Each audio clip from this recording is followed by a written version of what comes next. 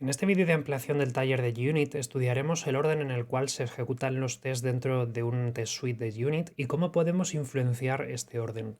Para hacer este ejemplo he fabricado una clase llamada LifeCycleTest que contiene una serie de tests, pero que lo único que van a hacer es escribir una serie de llamadas a println para así poder visualizar dentro de este panel de output en la salida y el orden en el que se están ejecutando, a pesar de que también lo podemos hacer viendo la salida visual coloreada que nos va a proporcionar nuestro IDE cuando lancemos los tests. La cuestión está en que hay gente que cuando hace test tiene por defecto la costumbre de pensar que se puede influenciar el orden en el cual se corren los tests. Y a pesar de que sí, como vamos a ver en esta ampliación, existen mecanismos para modificar en qué orden se ejecutan los tests, lo más recomendado siempre en cualquier framework de test es no hacerlo si no es necesario. Es decir, los tests deberían ser de por sí independientes y deberían tener la capacidad de funcionar correctamente, puesto que estén bien implementados y puesto que el código que testen también sea válido, sea cual sea el orden en el que se estén ejecutando. Es decir, cada uno de los métodos que hay acá dentro de mi suite test debería ser completamente independiente. Todas las precondiciones y todas las poscondiciones deberían estar dentro del método o bien dentro de alguno de los otros métodos de ciclo de vida que haya, como por ejemplo algún before que tengamos a mano. Pero no debería ser necesario que se ejecute explícitamente otro test antes que el que estamos intentando testear para poder asegurarse de que funciona bien.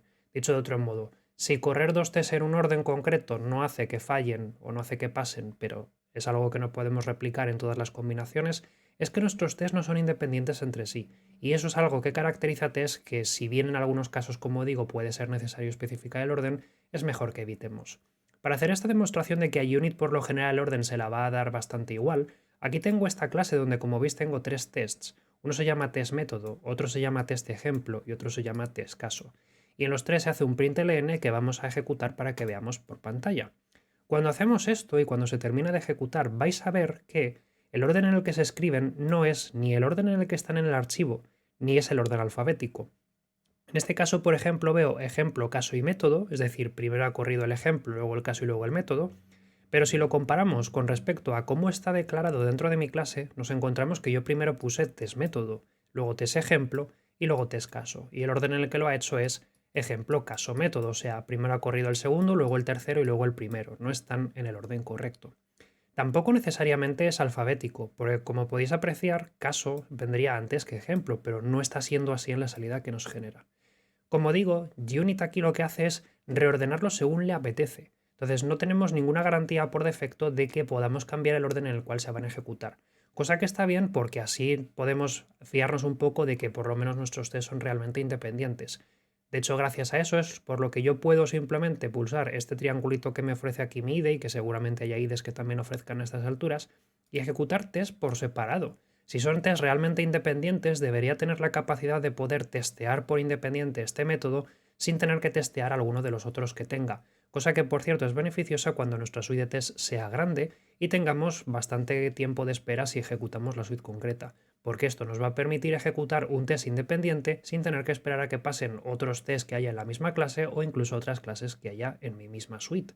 En este caso, soy el test de método, es el único que se está ejecutando, y si lo hago con test de caso, pasará igual. Solo test de caso se debería ejecutar, pero el resto no debería ejecutarse. Y debido a que son independientes entre sí, a que no están dependiendo de lo que haga uno de lo que haga otro, podemos asegurarnos de que siempre, siempre, siempre van a funcionar correctamente sin importar si primero corre uno o corre otro. Pero claro, habrá gente a la cual esto le venga mal, porque puede que tenga la necesidad de correr específicamente algunos test después que otros, o algunos test antes que otros, en algunas situaciones comprometidas o algunas situaciones necesarias. Por ejemplo, cuando se hacen algunos test de integración donde pues haya que correr antes algún sistema de login, antes que intentar, por ejemplo, probar a hacer clic en algún botón. Para ese tipo de circunstancias, Unit 5 tiene una anotación especial que tiene que ir a nivel de clase para influenciar a toda la clase, que se va a llamar test method order, ¿vale? Y que encontráis, como no, dentro del paquete org-unit Jupyter API. Esta anotación tiene que recibir como parámetro una clase, como por ejemplo alphanumeric, method order, order annotation o random, y esto lo que nos permite es indicar la estrategia con la que queremos que Unit nos organice la ejecución de los métodos. Por ejemplo, si utilizamos alphanumeric, lo que estaremos haciendo es pedirle que nos ejecute los métodos en orden alfabético. Eso significa que da igual cómo los tengamos. Se van a ordenar los nombres de las funciones o bien se van a ordenar, por ejemplo, los nombres de los displays si es que los estamos modificando y se van a ejecutar en ese orden en el que diga la clase. En este caso, como es alfanumérico, bueno, perdón, vamos a ejecutar el test completo porque si no, evidentemente esto no va a verse bien. Si ejecuto el test completo, ahora sí que vemos que primero corre caso, luego ejemplo y luego método, porque alfabéticamente el nombre de la función test caso es el menor de todos, es el que más arriba está en la lista que nos muestra el navegador, ¿vale? Otra cosa que podemos hacer, por ejemplo, es ordenarlo a través de la notación Order Annotation, ¿vale? Que esta lo que sirve es para poder especificar el orden manualmente, ¿vale? Dicho sea de paso, tanto alphanumeric como Order Annotation forman parte de Method Orderer, es decir, que aunque aquí veamos 4 realmente, esta no tiene nada, solamente contiene las otras 3.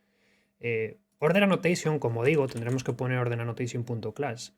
Lo que nos va a permitir es correr los métodos en el orden que a nosotros más nos apetezca mediante una anotación que va a ser la order, ¿vale? En este caso, por ejemplo, si yo pongo order y entre paréntesis le paso un entero, este entero lo que indicará es el orden en el que queremos que se ejecuten. Por ejemplo, si pongo order 1 en test ejemplo, order 2 en test método y order 3 en test caso, lo que va a hacer es pillar los números que vaya encontrando por ahí y ejecutarlos en el orden en el que estén por secuencia, de modo que cuando ahora se lance esto, lo que veremos es que primero se corre ejemplo porque lleva el 1, después método porque lleva el 2 y finalmente caso porque lleva el 3, es decir, del menor al mayor. Y por si alguien se lo está preguntando, ¿qué pasa si algún test no lleva orden? Pues podéis hacer la prueba por vuestra cuenta, pero los resultados que yo aprecio cuando le quito el orden a uno de los métodos en concreto es que simplemente se sale del cómputo y se deja para el final. De modo que ahora lo que se ejecuta es primero ejemplo, luego caso y luego ya se ejecuta todo aquello que no lleve la anotación de order.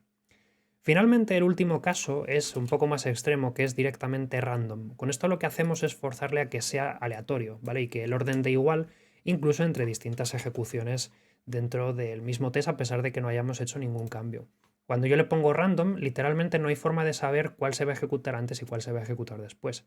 En este caso tenemos ejemplo, caso y método, pero si lo vuelvo a lanzar tendremos, en este caso, caso, método y ejemplo, que es diferente. Y si vuelvo a lanzarlo, pues ahora saltamos a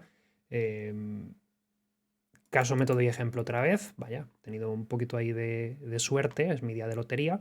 Pero si lo vuelvo a lanzar me dice método, ejemplo, caso. O sea que al final en cada una de las ejecuciones va a ser completamente aleatorio. Entonces, con esto nosotros lo que podemos hacer es influenciar el orden, ¿vale? De todos modos, como digo, esto es algo que solamente deberíamos aprovechar en aquellas clases donde literalmente no nos quede otra que asegurar que se tiene que ejecutar antes un test que otro, ¿vale? Por lo general, lo que nosotros queremos hacer siempre es mantener las cosas neutras y no influenciarnos demasiado por el orden en el que se ejecutan.